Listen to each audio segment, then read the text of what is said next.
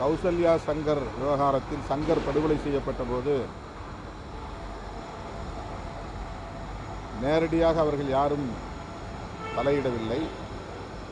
கூலிப்படையை கொண்டு படுகொலை செய்தார்கள். ஆனால் சங்கர் படுகொலையில்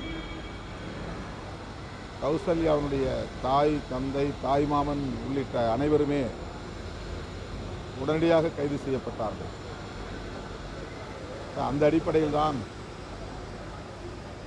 இந்த கோரிக்கையை கவினுடைய பெற்றோர் முன்வைக்கிறார்கள்.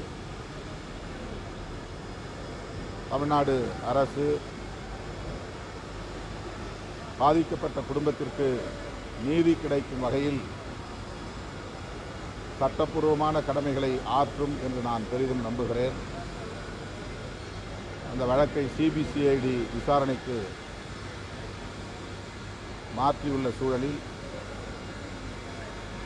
சிபிசிஐடி காவல்துறையினர் நேர்மையாக நடந்து பாதிக்கப்பட்ட கவின் குடும்பத்திற்கு நீதி வழங்க வேண்டும் என்று வலியுறுத்துகிறேன்.